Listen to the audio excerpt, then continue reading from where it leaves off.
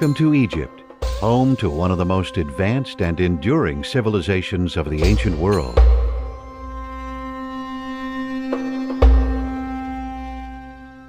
Please join us for an unforgettable day with the pharaohs.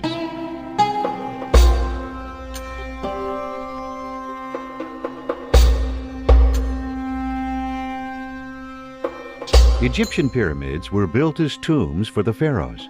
There are about 80 pyramids in Egypt today. The largest and most famous of those are the pyramids at Giza, just outside of Cairo. The first and largest of the three Giza pyramids is the Great Pyramid of Khufu, built approximately 4,500 years ago. The solar boat of Khufu was discovered near the Great Pyramid in 1954. The beautifully preserved boat is made of Lebanon cedar and almost 150 feet long. The purpose of the boat is not known for sure, but it was likely meant either to carry the resurrected pharaoh across the sky with the sun god Ra, or to carry the body of the pharaoh to Giza for entombment. The Great Sphinx at Giza stands guard in front of the second largest pyramid on the plateau, that of Khufu's son, Khafra.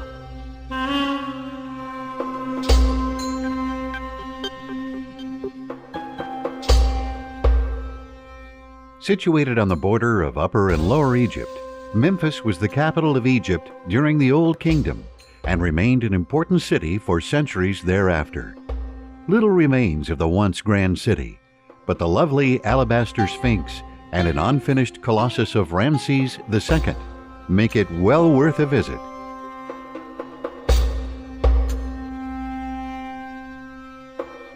The Step Pyramid at Saqqara is a prototype of the true pyramid, built by layering successively smaller mastabas, a type of rectangular burial monument.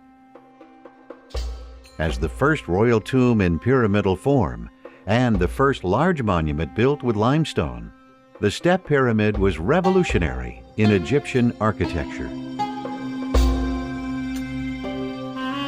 The Red Pyramid at Dashur was built by the pharaoh Senefru, father of Khufu. Although larger than the Great Pyramid of Khufu, this monument is not a true pyramid because the outer layers are built around a step pyramid.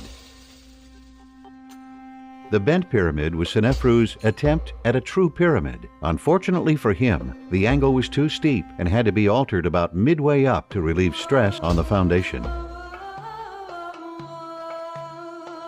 The Papyrus Institute was established in 1968 to revive the ancient technique. Visitors watch a demonstration on how the papyrus plant is processed into paper and shop for papyrus art and other souvenirs.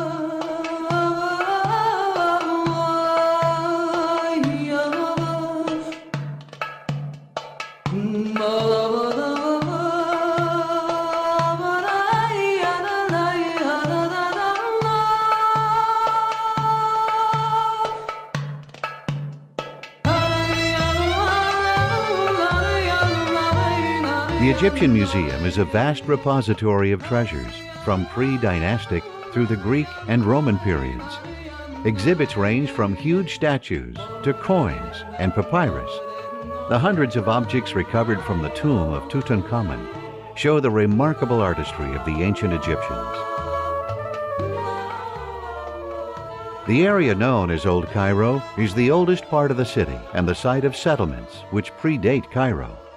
remains of a Roman fortress still stand, and the oldest church, synagogue, and mosque in Egypt are here.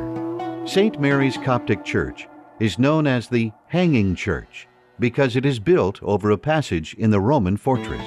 Ben Ezra Synagogue was converted from a church in the 9th century and became a major pilgrimage and festival center for North African Jews.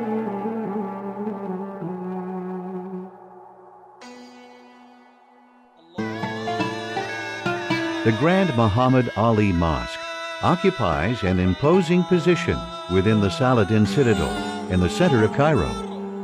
Muhammad Ali was an Ottoman ruler of Cairo in the early 19th century, and the mosque is distinctly Turkish in style.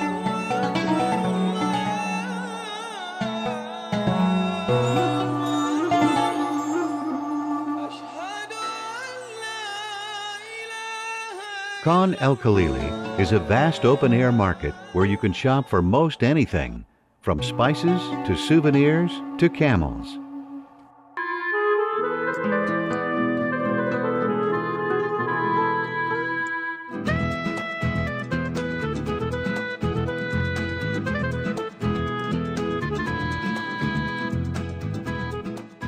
Egypt's second largest city and largest port is Alexandria, on the Mediterranean Sea. Alexandria was founded in 331 BC by Alexander the Great and became one of the most famous cities in the ancient world. The city's lighthouse was one of the 7 wonders of the ancient world, and its library was the most famous center of scholarship of its time. Pompey's Pillar was actually built in honor of the Roman Emperor Diocletian over 300 years after the death of Pompey. It is the tallest ancient monument standing in Alexandria. Dating to the 1st century AD, the Qom el-Shakafa catacomb beautifully combines the cultural traditions and architectural styles of Egyptians, Greeks, and Romans. The new Library of Alexandria strives to surpass the legendary scholarship of the city's ancient library. The new library opened in 2002 and consists of a vast general library, 6 specialized libraries, 4 museums, a planetarium, multimedia and interactive science and cultural exhibits, academic research centers, art galleries, and much more. Built as a summer residence for the last Ottoman ruler of Egypt, Montaza Palace is currently used by Egypt's president and is closed to the public. The lovely surrounding garden, however, is a popular shady retreat for all.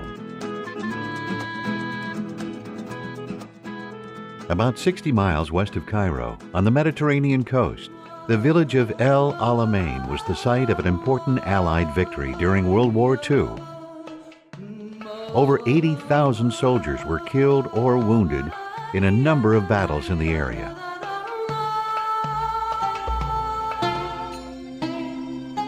An hour flight from Cairo to Luxor takes you to the heart of Upper Egypt and the Nile Valley. This is the area of ancient Thebes.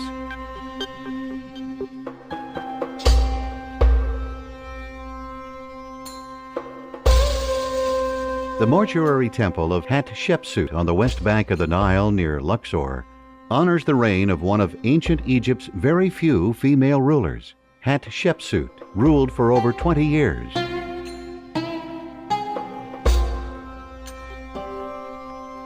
Despite significant damage, 2 colossal statues of the pharaoh Amenhotep III are striking sentinels to the Theban necropolis.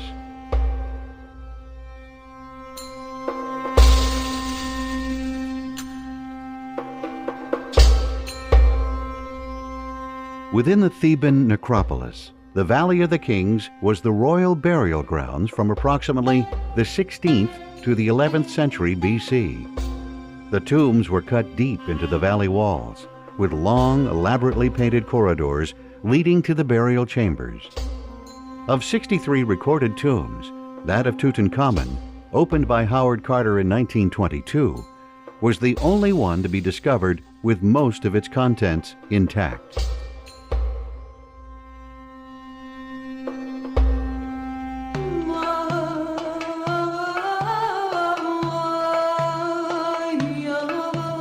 Karnak is a massive temple complex built by generations of pharaohs over more than 1,000 years. Karnak's ancient name means the most sacred of places. It is the largest temple ever built. Within the complex, the Great Hypostyle Hall is a forest of 134 giant columns, some 80 feet tall.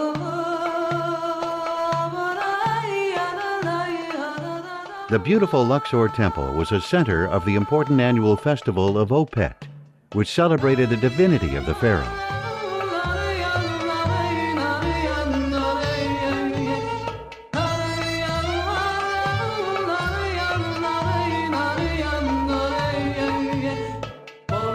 The Temple of Horus at Edfu is the best preserved ancient temple in Egypt.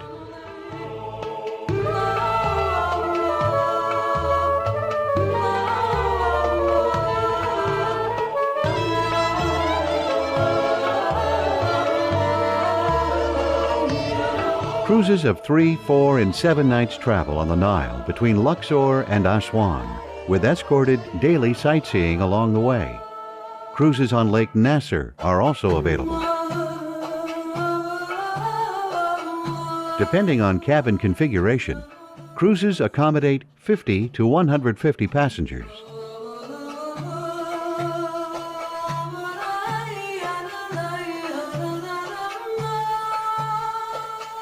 The temple at Kom Ombo is almost perfectly symmetrical, with one side dedicated to the crocodile god, Sobek, and the other side dedicated to the falcon god, Horus.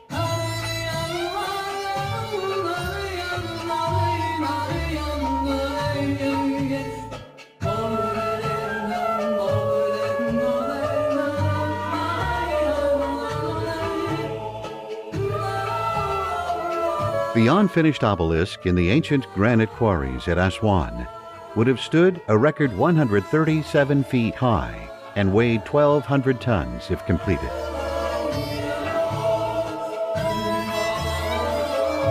A felucca ride on the Nile is a relaxing way to experience the pace of traditional Egypt, past and present. For a longer experience of traditional Nile sailing, the dahabiya accommodate up to 12 passengers for 3 and 4 night cruises.